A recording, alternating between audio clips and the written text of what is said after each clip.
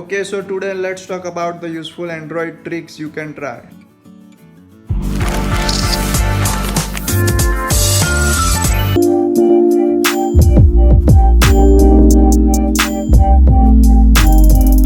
Starting with the personal hotspot.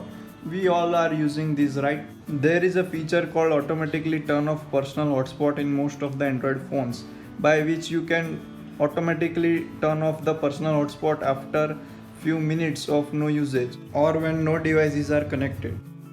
Also, you can go to the advanced settings and restrict the data usage of a person using your personal hotspot, and also you can set a block list of various devices which you don't want. You can also set the maximum allowed connections you want to your personal hotspot. Most of the upcoming Android smartphones do have this feature, and you can turn it off from the Wi-Fi hotspot settings.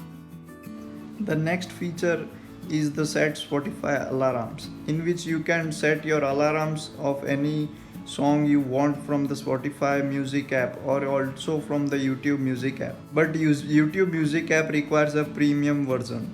So if you want to go free, then use the Spotify music app for setting your alarms.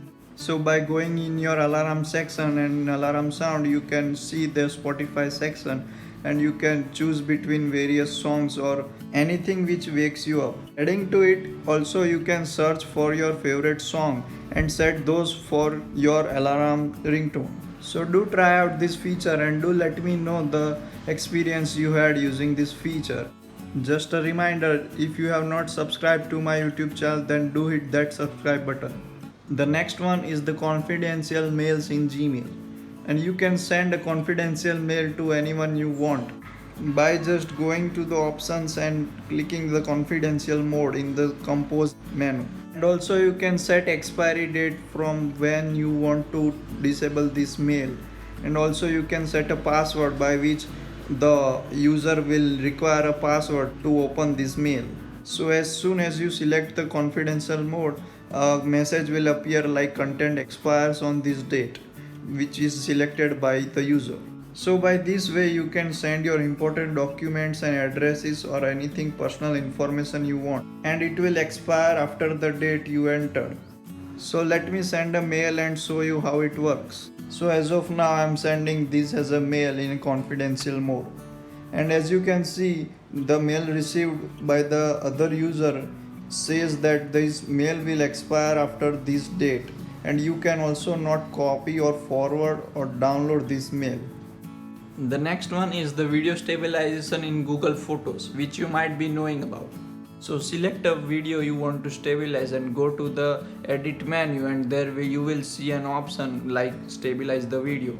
And on doing so, the stabilization will start, and it will take a few minutes to stabilize the video depending upon the size of the video. So here I am showing you a few examples of before and after stabilizing the video. You can see a noticeable difference between the two.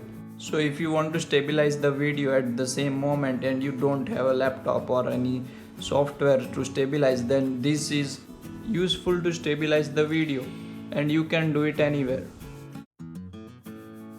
Most of these features may also be available on the iOS because these are the in-app features, and mostly all the apps which I am showing are also available on iOS. The next one is capitalizing the text in Gboard. This feature is useful when you are typing any text to someone and you want to capitalize the letters or only the first letter of any words. So for example, I am typing some text to show you how it works. So once you have typed the text, select the text you want to capitalize, as you can see, and once you have finished selecting the text you want to capitalize, then tap the capitalize button for capitalizing the first letter of every word, and the second time for capitalizing all the letters of every word selected by you. This is really a useful feature, especially when you are writing letters or emails.